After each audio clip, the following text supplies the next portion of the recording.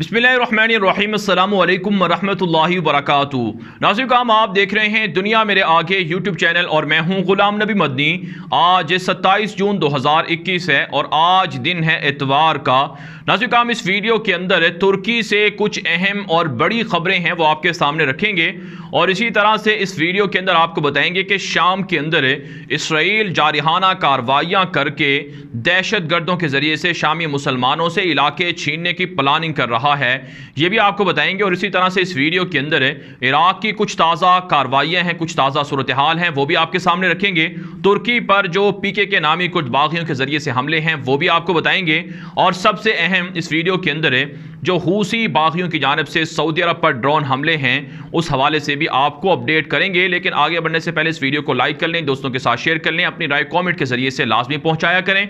और हमारे Twitter account Ghulam Nabi Madani को अगर आपने फॉलो नहीं कर रखा उसे फॉलो कर लें, क्योंकि दुनिया भर की लम्हा बलम्हा सूरत हाल, वीडियोस, तस्वीर, ब्रेकिंग न्यूज़ आप हमारे ट्विटर अकाउंट पर भी जाकर देख सकते हैं। जी हाँ नाज़रीन काम बात कर लेते हैं सबसे पहले तुर्की से। तुर्की के सदर रजब तैयब एर्दोगान ने बड़े बड़े ख्वाबों को, बड़े बड़े मंसूबों को पूरा करना शुरू कर रखा है और जिससे यूरोप को बड़ी तकलीफ है। और यूरोप तुर्की के सदर रजब तैयब एर्दोगान के इन मंसूबों से खौफ ज़दा है।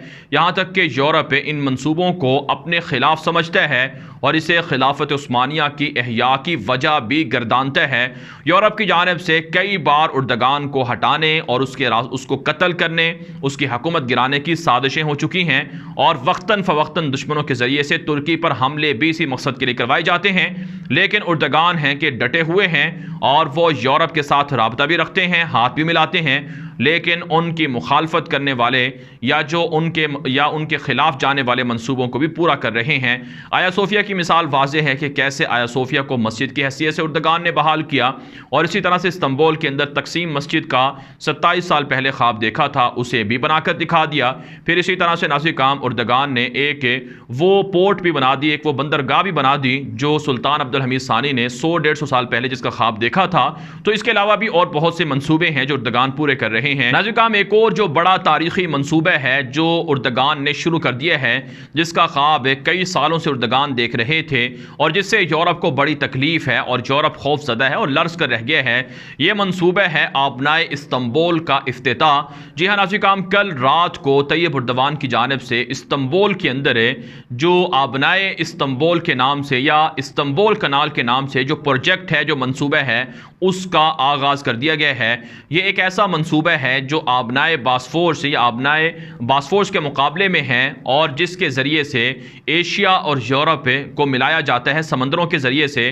तो इस मंसूबे के इब्तिदा से यूरोप को बड़ी तकलीफ़ है और यूरोपी मीडिया पर, मगरबी मीडिया पर एर्दोगान की मुखालफत हो रही है। आप जानते हैं नाज़रीन काम आज से तकरीबन 100 साल पहले यूरोप ने, अमरीका ने, रशिया ने और दीगर मुल्कों ने जो उस वक्त की तुर्क हुकूमत थी, जो सेकुलर थी, जो मुस्तफ़ा कमाल अतातुर्क की जानशीनों की हुकूमत थी, उनके साथ मिलकर एक मुआहिदा कर दिया था जो एक तरह से तुर्की की आज़ादी और सलामती के ख़िलाफ़ था। और ये वो मुआहिदे थे जिससे तुर्की को काफ़ी नुकसान उठाना पड़ा है और अब भी तुर्की मुफ्त में जो यूरोप के और इसी तरह से दीगर मुल्कों के जहाज़ हैं उनको गुजरने की इजाज़त देता है। तो ये जो मुआहिदे थे इससे तुर्की को बहुत नुकसान हुआ। एर्दोगान ने इन मुआहिदों के ख़िलाफ़ या इन मुआहिदों को ख़त्म करने के लिए एक नई चाल चली है जो आबनाए इस्तंबुल के नाम से है या कनाल ऑफ इस्तंबुल के नाम से है। इस हवाले से खबर है, रिपोर्ट है कि 45 किलोमीटर तक तवील ये कनाल होगी जिसके ज़रिए से यूरोप के अंदर, यूरोप के हिस्से को एशिया के हिस्से के साथ, ये एशिया के हिस्से को यूरोप के साथ मिलाया जाएगा। और इसकी जो गहराई है वो तकरीबन 220.70 मीटर बताई जाती है, जबकि चौड़ाई 275 मीटर है। और तैयब एर्दोगान ने कहा है कि आबनाए बास्फोर्स में जब ये बनाई गई थी उस वक्त 3000 जहाज़ों के गुजरने की इजाज़त थी या गुजर सकते थे, योमिया सालाना 3000 बहरी जहाज़ गुजर सकते थे। लेकिन अब सालाना 45,000 बाहरी जहाज़ यहाँ से गुजरते हैं, जो एक तरह से बड़ा बर्डन है। और ये सिर्फ एक ही रास्ता है, अगर इसका मुतबादल रास्ता ना होता तो मुतबादल रास्ता ना बनाया गया तो इस्तंबुल को, तुर्की को काफ़ी मसाइल का सामना करना पड़ सकता है। तो इसी मकसद के लिए एर्दोगान ने इस्तंबुल कनाल बनाई है ताकि यहाँ से भी बाहरी जहाज़ जो सामान से लदे हुए होते हैं, कार्गो जहाज़ होते हैं, वो गुजर सकें। और इस प्रोजेक्ट पर तकरीबन $15 अरब का खर्चा आएगा, लागत आएगी। होगी और इससे योमिया कई अरब डॉलर तुर्की को हासिल होंगे। अर्दगान ने अपनी तकरीर में यह भी कहा है कि सालाना 75,000 तक जहाज़ इन 2 कनालों के ज़रिए से, 2 आबनाओं के ज़रिए से गुजरेंगे, जिससे तुर्की की इकॉनमी को काफ़ी फ़ायदा होगा। यहाँ तक कि अर्दगान ने यह भी ऐलान किया है कि ये जो आबनाए इस्तंबुल बनाई जा रही है, कनाल ऑफ इस्तंबुल है, इसके इर्द गिर्द शहर बसाए जाएंगे जहाँ पर 2.5 लाख से ज़ायद लोगों को आबाद किया जाएगा। तो नाज़रीन, ये जो प्रोजेक्ट है यूरोप इसे अपने खिलाफ समझता है। यूरोप की ये ख्वाहिश है, यूरोप का ये फैसला है कि आबनाए बॉस्फोरस के मुकाबले में जो इस्तंबुल कनाल है ये बनाकर तुर्की हमारी आज़ादी को छीन रहा है, लिहाजा तुर्की की मुखालफत में बयानात सामने आ रहे हैं। लेकिन नाज़रीन, तय्यब एर्दोगान के हामियों का यह मानना है कि ये मंसूबा एक तारीख़ी मंसूबा है, इससे तुर्की की तरक्की होगी और तुर्की यूरोप के चुंगल में जो फंसा हुआ है वो मुआहदे करके जिससे तुर्की तरक्की नहीं कर रहा है, उस चुंगल से भी एक तरह से तुर्की को आज़ादी मिलेगी और तुर्की आज़ादाना तरीके से यूरोप के साथ बातचीत कर सकेगा। और इसको एक तरह से जो एर्दोगान के हामी हैं खिलाफत उस्मानिया के एहया का सबब भी गर्दानते हैं कि अब वो तमाम मुआहदे जो यूरोप के साथ तुर्की ने किए थे वो ख़त्म होते जा रहे हैं और तुर्की के ख़िलाफ़ तुर्की यूरोप के ख़िलाफ़ वो तमाम मनसूबे और प्रोजेक्ट शुरू कर रहा है जिससे यूरोप को तकलीफ़ है और यही वजह एर्दोगान की हुकूमत गिराने का सबब भी हो सकती है, जिस पर पूरा यूरोप जोर लगा रहा है, जिसके ज़रिए से कुछ बागी पीके के नामी तंजीमों के ज़रिए से हमले करवा रहा है शाम के इलाकों में और शुमाली इराक़ के इलाकों से। लेकिन नाज़रीन काम इस हवाले से ख़बर है कि जो तुर्की की फोर्सेस हैं, खुफिया इदारे हैं, वो ना सिर्फ पीके के नामी दहशत गर्दों का सफाया कर रहे हैं बल्कि फतहुल्लाह गोलन के जो तंजीम के लोग हैं जो दहशत गर्दी करवाते हैं या एर्दोगान की हुकूमत गिराने की साजिश करते हैं उन्हें भी गिरफ्तार कर रहे हैं।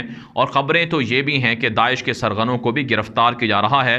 तो बहरहाल नाज़रीन काम तुर्की इस हवाले से दावा करते हैं कि वो तरक्की कर रहा है, यूरोप की ख्वाहिशात के बरक्स मनसूबे पूरे कर रहा है और इसी तरह से मनसूबे जारी रहेंगे और तुर्की तरक्की करता रहेगा। अब नाज़रीन काम बात कर लेते हैं कि तुर्की से मुल्हिका जो शाम के इलाके हैं वहाँ पर एक तरफ से बशारुल असद दरिंदे की बमबारी जारी है और दूसरी तरफ से रशिया और ईरान के जंगजू भी हमला कर रहे हैं। फिर ईरान के कंधों पर सवार होकर ईरान के नाम पर इसराइल भी हमला कर रहा है।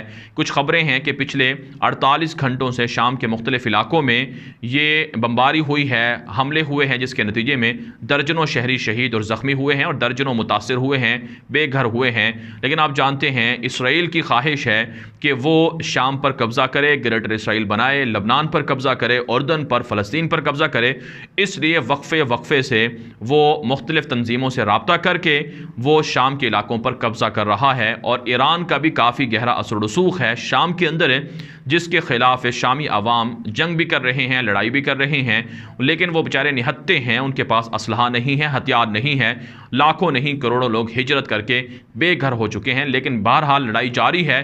तुर्की भी इस हवाले से शाम के अपोजिशन के लोगों को सपोर्ट करता है, लेकिन तुर्की भी एलानिया तौर पर ईरान या रशिया की मुखालफत शाम के अंदर नहीं कर रहा है, जिसकी वजह से शाम के मुसलमानों को काफ़ी मसाइल का सामना करना पड़ रहा है। इसके अलावा नाज़रीन काम इराक़ से कुछ खबरें सामने आ रही हैं कि इराक़ के अंदर जो कार्रवाइयाँ हैं मलेशियाओं की, जंगजुओं की, बढ़ती जा रही हैं, जहाँ पर आम सुन्नी मुसलमानों पर हमले हो रहे हैं, हुकूमती अमलाक पर हमले हो रहे हैं। वहीं नाज़रीन काम अमरीकियों को भी टारगेट करने की खबरें हैं और मुख्तलिफ जगहों पर मुख्तलिफ औकात में कई टारगेट हुए हैं, जिससे अमरीका भी परेशान है।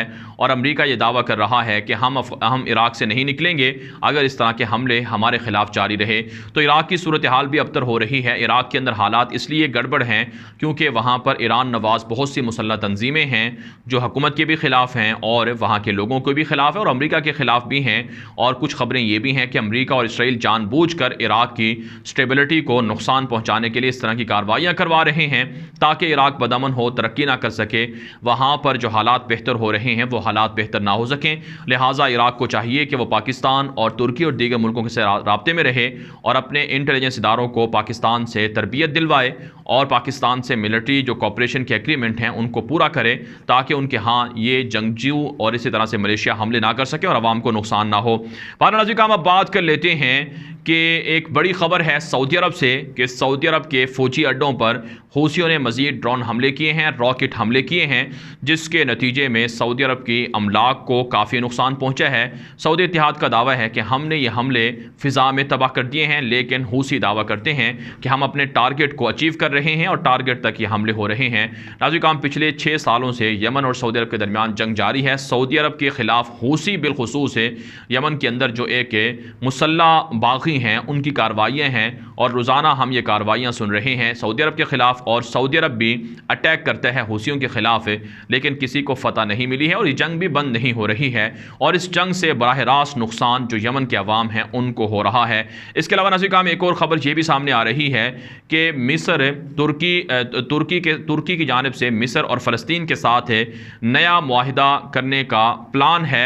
इस पर यह मुआहिदा जिस तरह से लीबिया के साथ तुर्की ने किया है, इसी तरह से मिस्र के साथ और फ़लस्तीन के साथ भी तुर्की करना चाहता है, ताकि इस मुआहिदे के ज़रिए से तुर्की आज़ादाना तरीके से बहर मुतवस्सत के अंदर नकलो हरकत कर सके और जो इनके दरमियान इख्तलाफात हैं वो ख़त्म हो सके। मिस्र और तुर्की के दरमियान पिछले 7 सालों से 8 सालों से इख्तलाफात थे, लेकिन अब उनके दरमियान इख्तलाफात ख़त्म हो रहे हैं। इस वीडियो के बारे में आपकी क्या राय है? अपनी राय कॉमेंट के जरिए से लाजमी हम तक पहुँचाएँ। मज़ीद खबरों के लिए आप हमारे ट्विटर अकाउंट गुलाम नबी मदनी को लाजमी फॉलो कर लें। आज के लिए इतनी ही इजाज़त दीजिए। अल्लाह हाफ़िज़।